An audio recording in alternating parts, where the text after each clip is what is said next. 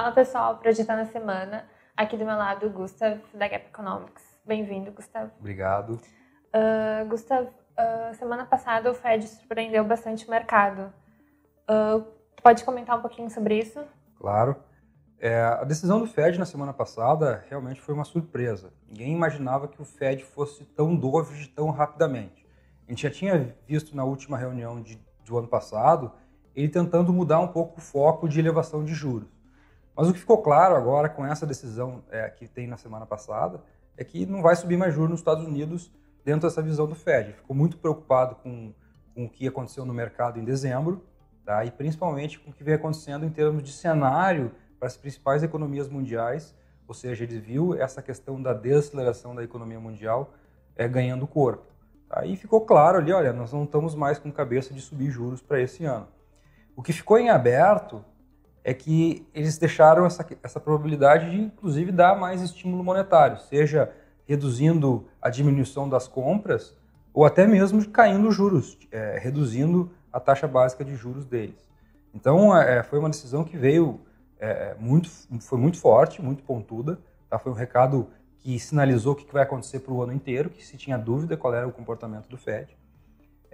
E foi um recado que o comitê, o FONC, estava concatenado com o presidente. Que na entrevista, o presidente, na última do ano passado, ele não fechou muito com a decisão do comitê. E dessa vez, os dois foram no mesmo sentido, de mostrar que, olha, realmente a gente está vendo que o mercado reagiu muito mal, a chance de desaceleração mundial ganhou corpo e a gente está preocupado com isso. Tá? Então, ficou bem claro essa questão. Qual é a importância para o mercado? Tem chance do risk-on acontecer lá fora. Como a gente já está em risk-on aqui dentro, vão ficar dois mercados, né, com o risk-on ligado, e isso é positivo para quem está tomando risco.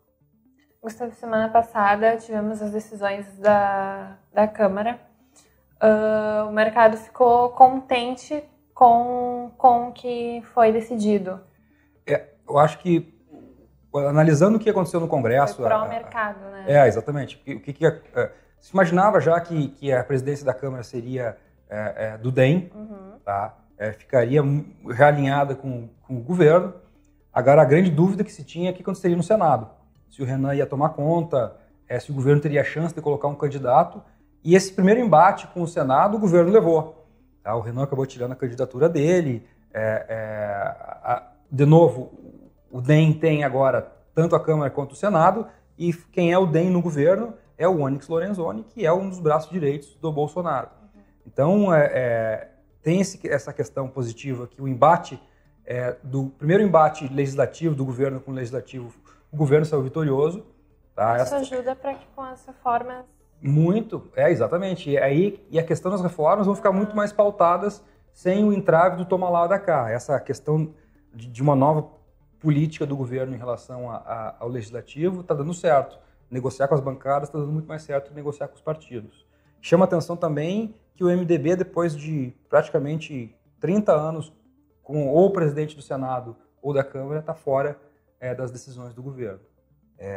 Isso também é algo que chama atenção em termos de governança legislativa e a própria relação do governo com o Congresso. Em janeiro, juros e câmbio performaram muito bem. O que a gente espera agora para esse mês? Realmente, janeiro foi um mês bem positivo para juros, tanto a parte curta quanto a parte longa da curva. Vale lembrar que essa semana tem Copom, tá? Começa amanhã, quarta-feira, depois do mercado a gente vai ver a decisão. E lá no balanço de riscos do Copom tem duas questões importantes para a gente analisar. A primeira delas é quanto que a economia vai retomar, e isso tem trazido a inflação para baixo. A economia não retoma, a gente viu isso nos números de novembro e dezembro. Janeiro, quem sabe, também não teve nada muito positivo. E o que puxava no balanço de risco da inflação para cima era a questão de não implementação das reformas, tá? Culminado com o cenário externo mais difícil.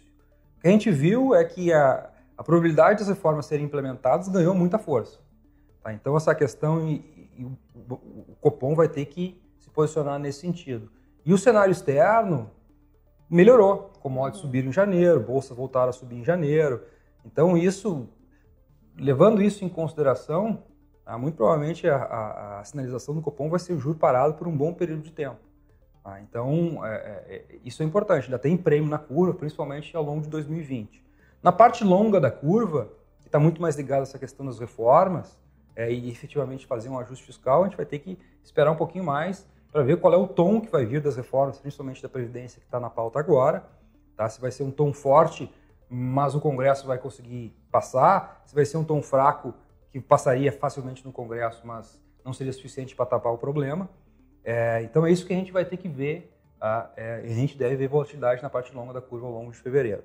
Quando a gente passa para câmbio, por mais que o real tenha valorizado mais de 5% em janeiro, é um dos ativos, um dos mercados que ainda não teve ganho direcional de força. Né? A gente viu valorização do câmbio, mas nada comparado com o que aconteceu no mercado de juros, com a queda da curva, e nada comparado com o que aconteceu em bolsa, com a elevação do índice. Então, se a gente combinar isso com as reformas andando aqui dentro, com um cenário externo mais benigno, tem que ficar atento que talvez seja um mês que essa valorização cambial dê continuidade. Tá. Comenta um pouquinho semana passada do payroll. Tá. E os indicadores econômicos para essa semana. Semana passada teve um payroll difícil de ler, tá? Porque veio um número muito forte no payroll e a taxa de desemprego subiu. São coisas que não fazem muito sentido. Mas, na verdade, fazem, porque são duas pesquisas diferentes. Quando a gente está falando do payroll, é uma pesquisa com uma metodologia, e quando a gente está falando da taxa de desemprego, é outra pesquisa com outra metodologia, que são divulgados no mesmo relatório. Tá? E a gente viu um número muito forte vindo no payroll, no entanto, a taxa de desemprego subiu porque houve destruição de vagas na pesquisa da taxa de desemprego. Como é que o mercado lê isso? Olha, fica difícil fazer uma leitura direcional. Tá? Então, como o próprio mercado se mostrou sexta-feira, ele ficou neutro. Tá? Então, vai esperar mais informações para ver que lado vai puxar, se o payroll vem para baixo agora no mês seguinte, ou se a taxa de desemprego ela acompanha esse payroll mais forte que a gente viu agora em janeiro. Então, infelizmente, é isso que o mercado lê com uma neutralidade quando a taxa de desemprego e o payroll não se falam. Para a semana que vem, na verdade, para essa semana, eu acho que os indicadores mais fortes são aqui dentro. Tá? A gente tem Copom, tem que ficar atento para isso. A reunião começa amanhã, na terça-feira, e na quarta-feira a gente tem a divulgação logo depois do fechamento de mercado. E na sexta-feira tem PCA, tá? Que é um indicador importante. A inflação tem vindo muito morna no Brasil, deve continuar morna, mas a gente tem que ver com cuidado, porque a inflação sempre, aparentemente, deixa o mercado nervoso no Brasil. Lá fora, a gente tem um book de indicadores que não foi divulgados em função do shutdown, que tem chance de ser divulgado essa semana, só que a gente não tem confirmação ainda. Tem que ficar atento para a questão do PIB, do primeira prévia do quarto trimestre nos Estados Unidos, tem chance de sair essa semana, e alguns outros indicadores maiores que também tem chance, vendas no varejo, comércio de bens duráveis, esse tipo de coisa. Aí tem que ficar atento para saber se as autoridades americanas vão divulgar ainda ao longo desta semana. Tá bom, obrigada, Gustavo. Nada. Obrigada, pessoal. Até a próxima. Até mais. Tchau, tchau.